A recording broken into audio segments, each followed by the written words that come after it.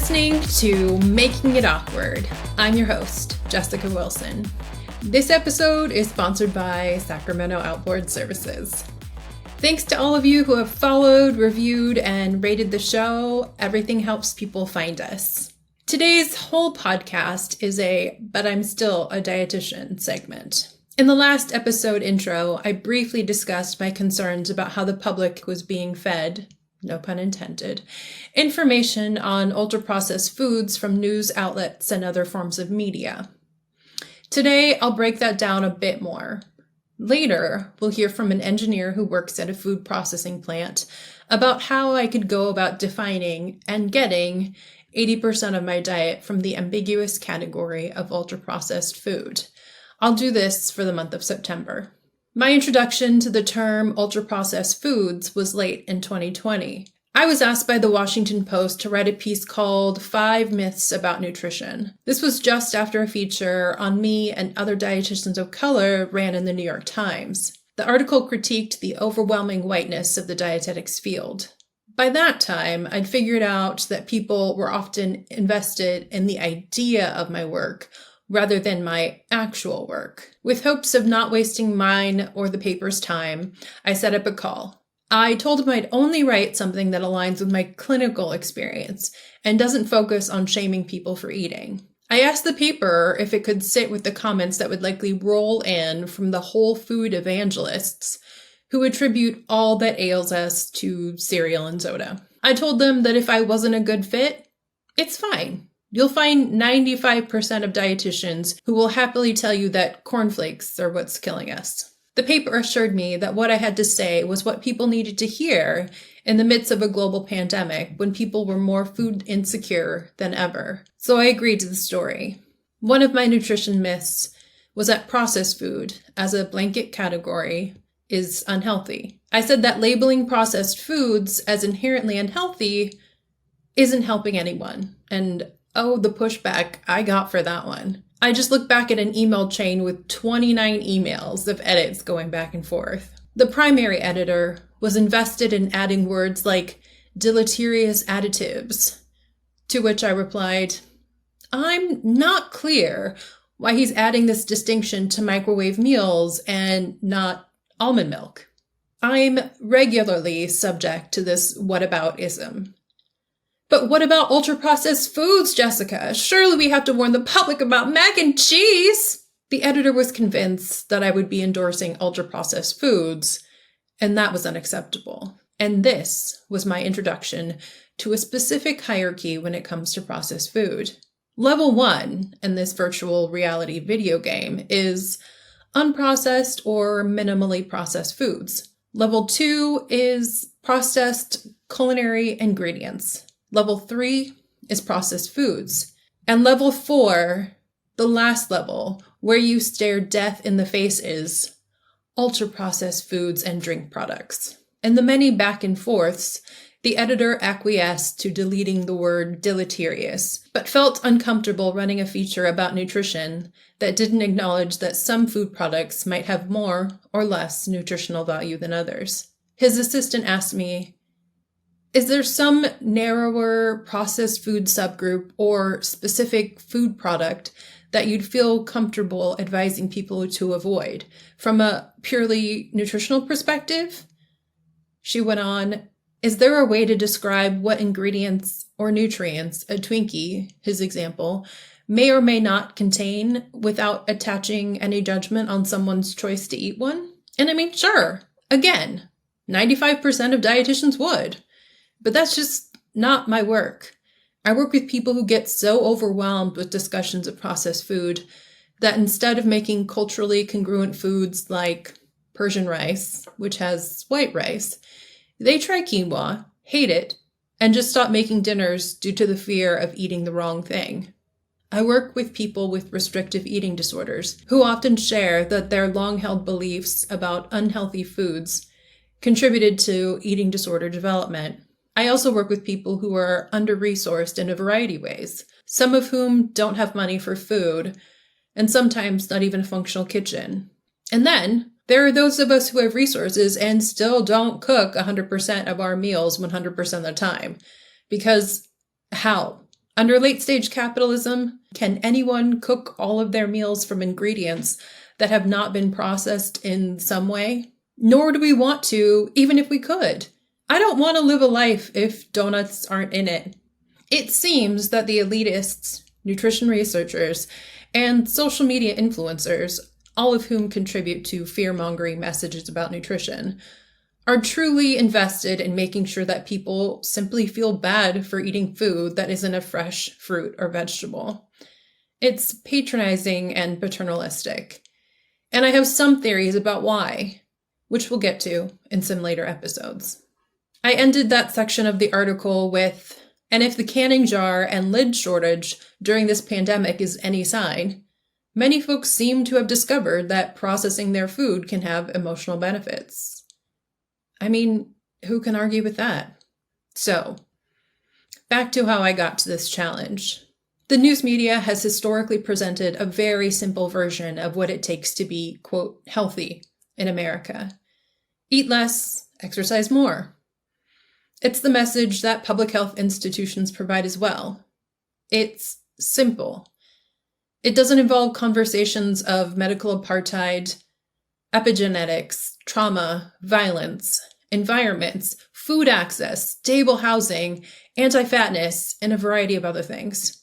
And even after all news outlets discuss health disparities in 2020, they went back to business as usual in 2021. And if it's sensational and good for clickbait, you can guarantee that nutrition story will make news.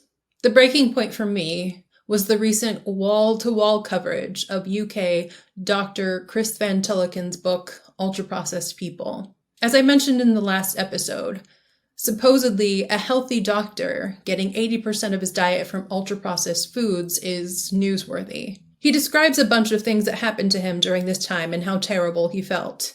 And the American news media ate it up. It's giving Super Size Me energy. The New York Times even gave us a quiz to identify ultra-processed foods, telling us that doing so is a step to making our diet healthier.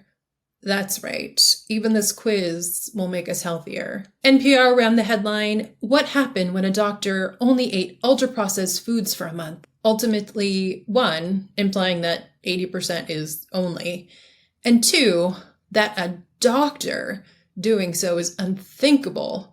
Also, apparently news. And the Washington Post finally got the scoop they'd always wanted, titling their piece, "Melted, Pounded, Extruded, Why Many Ultra-Processed Foods Are Unhealthy." Sigh. Well, if you've read the chapter on my goop experience in my book, I'm always down to see if something that claims to be a universal truth also applies to me. Spoiler, living the goop lifestyle actually made me sick. Anyhow, additionally, in all of this coverage, the conversation was always about white bread, cereal, chips, burgers, pizza, fried chicken, sodas, and takeout. It wasn't about oat milk, cashew-based yogurt, pre-marinated tofu, vegetarian burgers, vegan butter, protein powders, or even meal replacements like Soylent. So, what would an 80% ultra-processed diet look like if I ate all of those things? If I ate the foods that many of us eat every fucking day, but maybe as a larger percent of my diet than I typically do. In 1 month's time, will I become sad, anxious, and constipated like Van Tulleken did? Are his results as universal as the media reports them to be? Well, we'll find out. For the month of August, I recorded my sleep, happiness, anxiety, constipation, and perceived hunger, as these are some indicators that Van Tulleken claims worsened. I weighed myself at the beginning of August, and I'll do so at the beginning and end of September, to see if and how any of these measurements change. Van Tulleken ate when he was hungry, as will I. Have you seen me when I get hangry?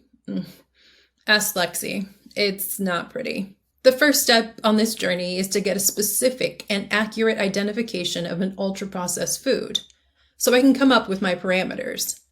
For this, I enlisted the help of my friend Amy. Amy Fletcher is the chapter chair and a statewide board representative of the University Professional and Technical Employees, for the University of California, Davis, where she is the pilot plant manager for the Department of Food Science and Technology. Amy's had over 10 years in food processing, having started her career at Clorox, where her primary projects were supporting emerging brands working with co-packers and launching new flavors of Hidden Valley Ranch.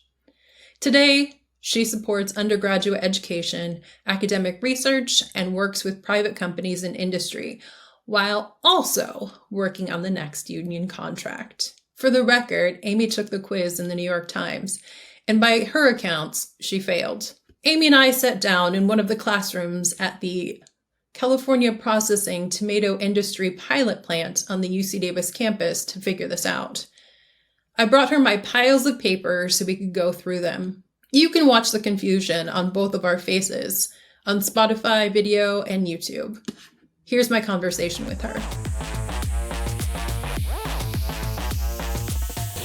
So we are in a classroom and we are trying to figure out what makes an ultra-processed food so that I know what I am supposed to be eating for 30 days.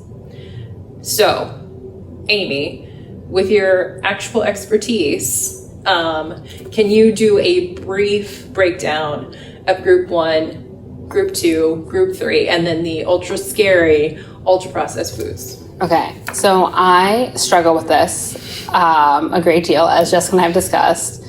Group 1, I think, is mostly supposed to be like what we used to call like whole foods, like fresh produce, meat.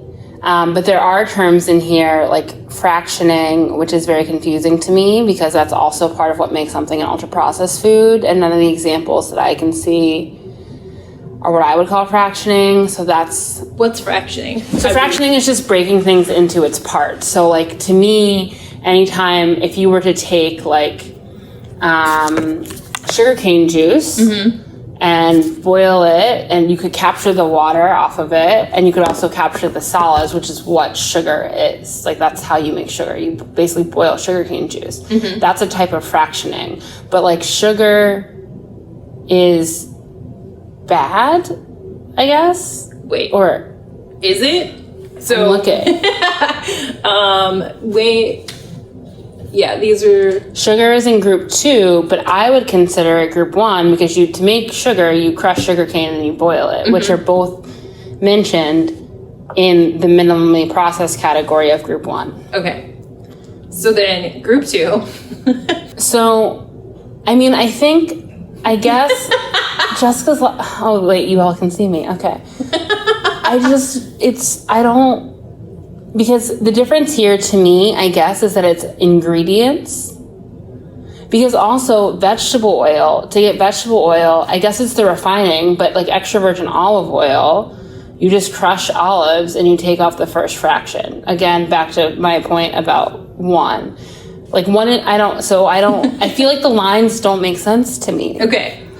And then we have, so another group 3, which is now a processed food situation after having unprocessed or minimally processed culinary ingredients in group 2. And now we have group 3. Which is just processed foods.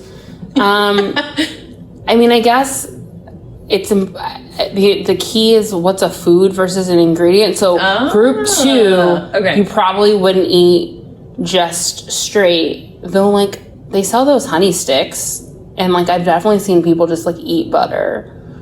And yeah, where would like a nut butter be? I don't know. That's too much. I don't know. Because I would also add it as an ingredient, and so you add group 2 to group 1. Okay, so we have a puzzle. So we're gonna add eggs to group 2, and then it becomes a processed food. I'm thinking through it.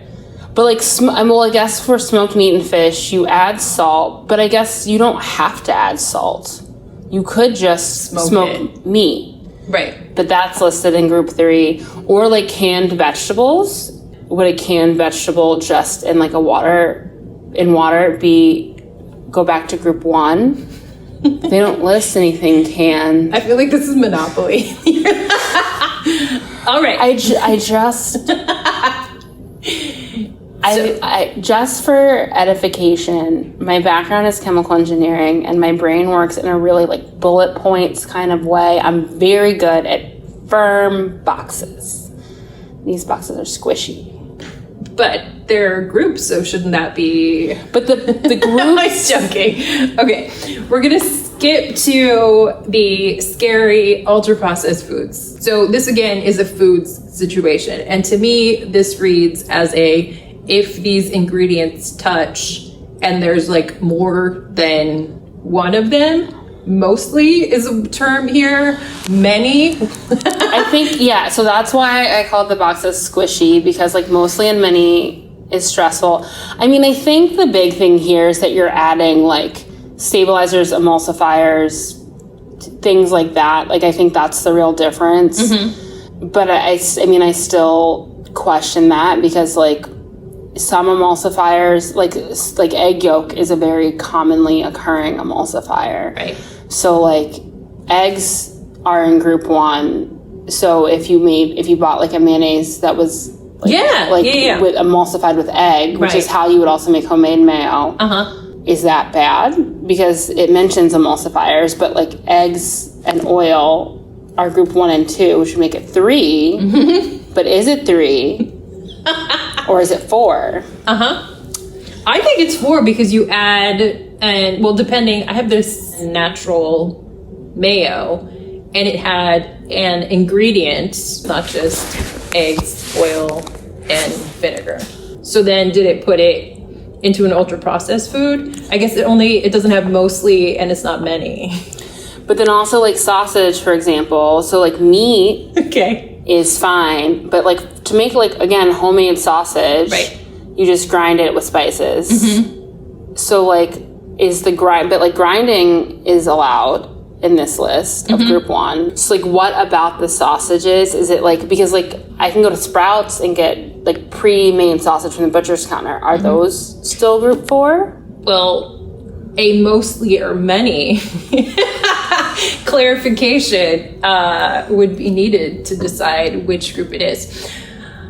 Okay, so with this mostly or many, I'm going to pull up this Harvard Health Publishing situation by a dietitian, Kathy McManus, who, for those of y'all who have read my book, is the dietitian who, when asked about body size and trauma, said that there's no connection, and she just sends people to the therapist to get therapy for their trauma so they can get back to losing weight.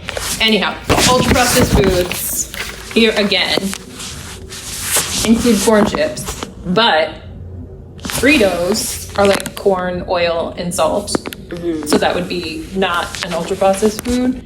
Apple juice is supposed to be a processed food, but apple pie is an ultra-processed food. I mean, I guess, so like, I think the premise, I'm assuming the premise is that we're buying all of these things in a store. Right. I guess, I mean, like, is homemade apple pie ultra-processed? Or like french fries, are french fries, like, I mean, french fries at their, like, In-N-Out french fries are really just cut up potatoes. Correct. And not, But like, is frying, like, why is frying, is it the oil that makes the french fries the problem? Because you could also, well, let me see my list again. Like, you could also oil the outer jacket of a baked potato, or the outer peel of a baked potato when you bake it. So why is a baked potato, is there something inherent in frying versus baking? Because they both could have oil and salt added. I'm with you. So I don't understand I don't understand the line. Right.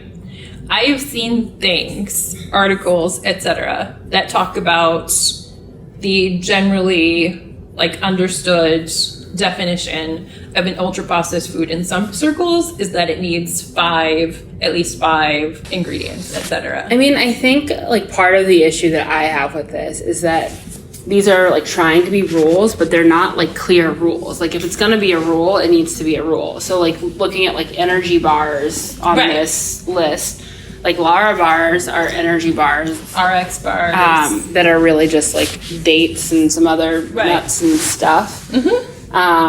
So would those go into ultra processed, because I think like Lara bars only have like, at least some of them only have like 5 or 6 ingredients. Right. And then Fritos have 3 total. Yeah. But they're corn chips and ultra processed. So like also like here it's pasteurized plain yogurt is okay, but like fruit yogurts, but what if like I make fruit yogurt most days? I think you were right about the, like, it's the assumption that we buy it in the store. Okay. But where are we buying it? And I mean, even in the store, Yeah, they do, like some stores do have where you can buy like a yogurt parfait essentially, delicious. like a fruit yogurt. Oh, let's talk about the $20 smoothies from Air One that have collagen added. What the fuck is collagen? Is that make it an ultra processed food? It also has resveratrol. Is that the stuff that you put on your skin? No, that's Skincare is not my no. What is that? Oh, retinol. No. What about like a fancy chocolate shop? Does it matter if it's fancy versus non-fancy? Ooh, So that's like a this great question. is Ginger Elizabeth, which is a local Sacramento like chocolatier, different than Hershey's? Well, in this- inherently, because Well, right, but my argument is that it's all about class and race. like that's not broken out. And like what is like, because often when you buy candy from like a fancy chocolate shop, at least, I mean, I don't buy a lot of chocolate, so maybe I'm wrong, but I've never seen a like full ingredient breakdown. I've seen allergen call outs, but I don't know like what are they using in their chocolate? I don't know. I mean, chocolate. Right, but I'm paying 5 times as much for that chocolate. Yeah. So like if we're assuming that it's store bought, like what store are we buying it at?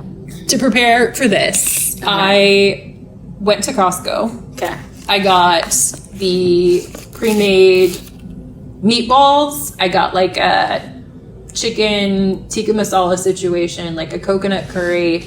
I got those fake meat taco meat situations. Yeah. Okay.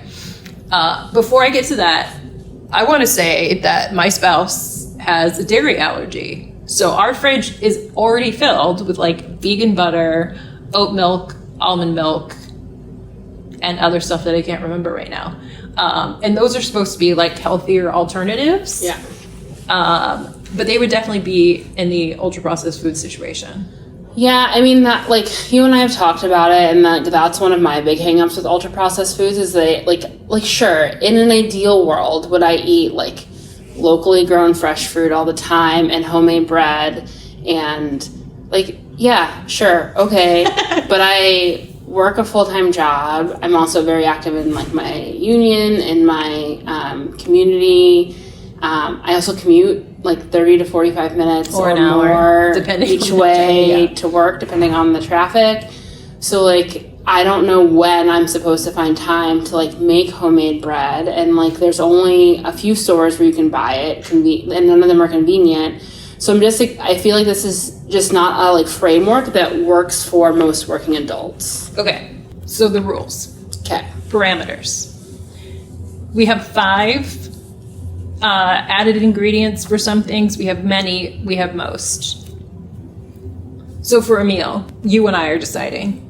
Do you think a meal needs to have 5 additional, like... I think it's each food. Okay, each food. So like if sausages are ultra processed, which I'm putting them aside. Meatballs are kind of like small sausages. Like you would make them with a similar process with like ground meat and seasoning. I'm with you. So I would call meatballs ultra processed, but you could have a baked potato next to it that's not ultra processed. Right. So for a meal, like per food group or per food, does each one need to have at least 5? I guess so. Yes. Or we'll say yes. If I have 4 foods, tell me this. If I have 4 foods, do I just need 20? So 4 times 5. No, I think it's food, because this list is making it seem like it's food item. So like if you had like the meatballs and they had 10 things in them, but the Fritos, well I guess the Fritos are ultra processed. I don't know. I feel like it's not cumulative. I feel like it's per food item. Okay.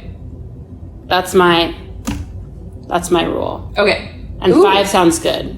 5 sounds good. 5 per food. 5 plus. Okay. So if there are 5 foods at a meal, and to make this 80%, because it's only is 80%, I have 5 foods. 4 of them need to have 5 preservatives or more. 1 doesn't have to. Yeah. I like that. You like that? Yeah, so or you could do it, because like with your chicken tikka masala, if you had like, I don't know, like 2 cups of chicken tikka masala and a half cup of rice, or I know that you're going to bulk at a half cup of rice, but like the ratio could be preserved. Does that make sense? Yes, because I'm not going to have like 4 additional. Yeah. Food. Okay. I mean, maybe you are. I don't know how you eat your chicken tikka masala. Good point. So a ratio of 4 to 5, so that 4 needs to have 5. Audience, I'm so stressed. Don't be stressed. And we'll do that by meals. But is the same true for snacks? Do your snacks have multiple components? No. So it's just going to be like one snack that is an ultra-processed food. Yeah. Okay. I think you should aim for all ultra-processed snacks. Yeah, I think so. Maybe an occasional group 3. So if I made occasional group 3, got it. So if I made a smoothie with like almond milk, oat milk, protein powder that had a bunch of stuff, like the fruit like ratio would be like the one thing. Yeah. Okay, cool. Well, but like, so actually, wait, maybe the ratio doesn't matter, because like the fruit yogurt, there's fruit in the yogurt, and like some yogurt is fine, but it's like the combo cancels out. Once they touch each other, then it becomes... Yeah, so I think if it's all like blended, so if you just wanted to eat liquid food for a month, you could also just blend everything. And any UPF means it's all UPF. I'm with you. All UPF. I love this. So... Right? I think so. This is the part that I'm trying to get at. Like, what are... I'm just gonna draw a line. I think, so if it's like a smoothie or like a sauce, so like if your sauce had, if you made like a sauce with like margarine, because your spouse has a dairy allergy, whole sauce is UPF now, I think. I like it. Audience, I'm not looking confident. Okay, audience, I'm not looking confident. Great. Okay, so I think those are good rules. I mean, this is not about your rules.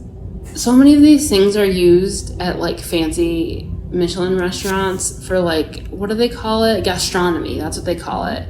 When they make the like Alanea in Chicago. Do you know what I'm talking about? No, I'm not fancy, but I like that you are. Well, I'm not. I've never been to Alanea, but Alanea, if you want me to go. But they'll like make like fancy food foams. Yeah. Or or like a dome. Yes. But like all of those things, like the thickeners and the amount, like that's how you make all of those things. Mm-hmm. So like, I feel like also this should be coming for like gastronomy. Mm-hmm. Because to make those like fancy food caviar things, you basically blend them with like an alginate, which algae is in group 1, but like the ingredients are maybe not. It's unclear. Like carrageenan is an additive, so like the alginate probably would be bad. Mm-hmm. Anyway, I think that if we're going to take down store-bought food, we should take down gastronomy. Okay. / I don't think we should do either. Right. So also, I don't want anyone to come for me. No, well, you already said you eat these things. Oh, yeah. Yeah. We're good. Blended. All right, so we left off at blended. I think you and I should try some Soylent. Sure.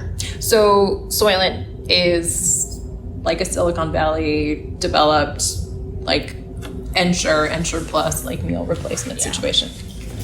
Okay, so we'll try that. And that sounds like an easy meal, even though it only has 400 calories in it, so questionably a meal or snack. I can drink water because it doesn't have calories. I think water shouldn't count. Like water is just like a non. Mm-hmm. I mean, maybe you should have an energy drink every day. Is coffee on here somewhere? So that's a great coffee. I don't see coffee anywhere actually. Well, it's a bean. Oh no, it says coffee. Okay, so you can have tea, coffee, and drinking water. But do you add creamer is probably ultra processed, especially if you're using dairy free. Yes, so like oat milk, if I add it to my coffee, it will count as an ultra processed food. I think so. Because there's basically no calories in. Yeah. Yeah, so the calories are going to come from the oat milk. Yeah. Okay. Amy's stressed. You're doing a great job. I just think this is all so stupid. No. Not your experiment. No. But I think this is the point, right? Yeah. All right. Let's get into the infant formula situation. So when Jessica... So when I first found out about ultra-processed foods, I texted Jessica, and then I went on a rant. Because, as previously mentioned, I really feel that like this ignores the like constraints of modern life, and I especially feel that around because infant formula is called out, and there's already so much shame about being the perfect mom. For context, I don't have kids, but I have a lot of friends who have kids, and there's such a pressure to breastfeed, and like there are lots of reasons why like that just is not feasible. Production is low, kid won't latch.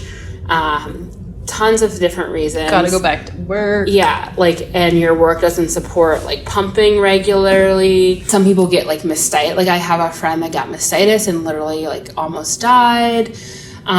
So there's lots of reasons to not want to breastfeed or not be able to breastfeed.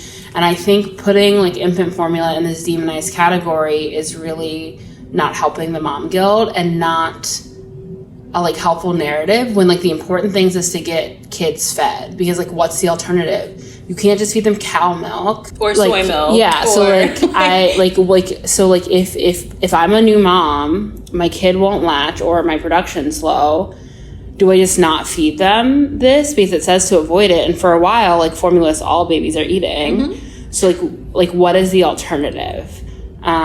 We don't live in a society anymore with like communal wet nurses. Like that's just not, at least in my circles. I don't. Maybe it is.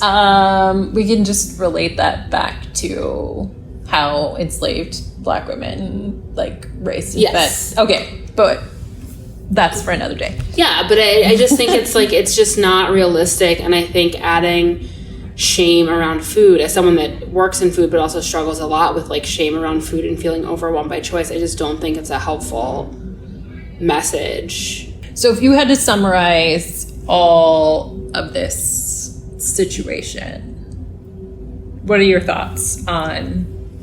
I think it's silly. I mean, I think generally like people know, I think most people, at least that grew up in the States, that's the framework that I'm familiar with, know that like ideally we would eat like fruits and vegetables and like lean meats and like, yeah, I think like we have like a local bakery that just opened. Do I think her bread tastes better than what I get at the grocery store? Yes, it does. But also to get it, I have to get up on Saturday or Sunday at like 7 a.m. and like go, and that's just not realistic. And so I think that ignoring the fact that sometimes people just need convenience or they're not going to eat is really dangerous. I'm someone that does that. I won't eat things that taste bad. Like I just won't do it. You also won't eat something because you're overwhelmed with choice. Yeah. So or just because I'm busy, like if I'm running around all day, like there are days where I just like don't have lunch until 2. Yeah. And what's convenient for me is something that's portable that I can eat on the go, which is like more likely to be like sausages or, you know, like sausages and like whatever than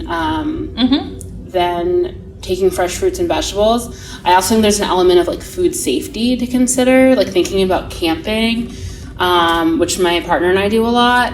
We often want to focus on things that are more shelf stable, because if the ice in your cooler melts or something happens, like there's not a lot of options. And so like going out with a bunch of like fresh vegetables, like again, yes, that would be great, but also like we eat a lot of instant ramen when we camp because that is what is easy and convenient. And I will also note that fruits and vegetables don't have a lot of calories, so even if we have them, yes, they need to go with something. Yeah. So I just don't think that like overwhelming people, like people are already overwhelmed at the grocery store. Actually, we were talking about this last night when I was meeting up with friends for drinks. Like our friend used to like to go to a really small family old grocery store. She's like, there were 2 types of toilet paper. There was the good toilet paper and the scratchy toilet paper. There were 2 types of like tomato sauce. Mm-hmm. People like being able to like knock out grocery shopping and like not make it an extra thing. But when I'm looking at this like long framework and being like, okay, well, these nuts are salted, so I guess they're processed, which is not as good as just having plain nuts, but also like plain nuts don't taste as good. Like, let's just be honest. And salt is important, and sugar is important, and I don't know, all things in moderation. So wait, I have almonds at home with bacteria added because they're probiotic. I have no idea what to do with those. I'm sure they're considered ultra processed. But yeah, and then also, okay, I'm sorry, but like apologize. Food allergies or dietary restrictions. So like I'm friends with Jessica, who's gluten-free, and her spouse gluten intolerant, sorry. And her spouse is dairy-free. I also have one of my best friends, their partner is also gluten-free and like has celiac. And so the way to like some of the food that is more processed. It just is. It has different additives to try to like get you to the flavors, and because just eating like plain rice is not an exciting life, or like butter versus margarine.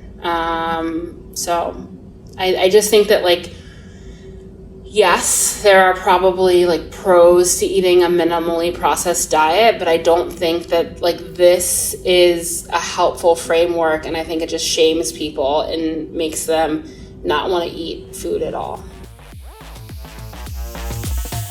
And that was Amy. She's the best. Y'all, coming up with these guidelines was hard. My leftover pasta dish could be a ready-to-heat and eat meal the next day. And microwave dinners often have the, quote, deleterious additives in the proteins and sauces, not the pasta, rice, or vegetables. Amy and I were wondering whether to go by volume. 4 parts processed meat and sauce to 1 part rice.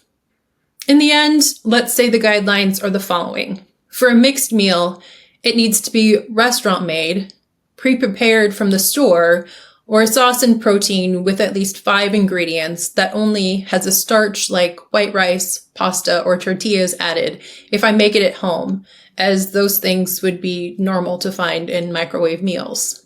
Snacks need to have at least 5 ingredients for each food, including some sort of preservative, flavor, thickener, etc. You know, again, one of those deleterious additives. And for the record here, is that even how you pronounce deleterious? If it's not, my apologies. I've clearly never used the word.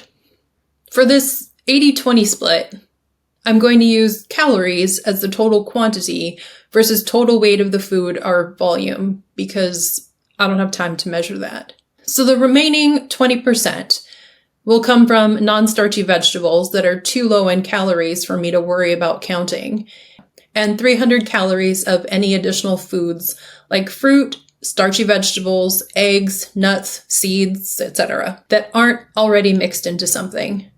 The 300 calories is the only number I'll count. I'm absolutely certain I eat far more than 1,500 calories a day, so no one should be able to say that I cheated with that 20%. I also use an Apple Watch, so if the math police want to compare any exercise or movement for August versus September, they're more than welcome to do so. So is the news going to run a story about what happened when a dietitian ate 80% of her diet from ultra-processed food if that food includes not just frozen pizza, but also oat milk? We'll see if I can make it awkward for them. Next week, we'll hear from Lexi. She and I will ask each other questions, and we'll talk about how we were taught to eat ultra-processed foods in completely opposite ways. I really look forward to you all getting to know her. This episode of Making It Awkward was sponsored by Sacramento Outboard Services. It's a production of The Body Politic. It's edited and mixed by the stellar Jen Jacobs. I'm your host, Jessica Wilson. Until next time, make it awkward.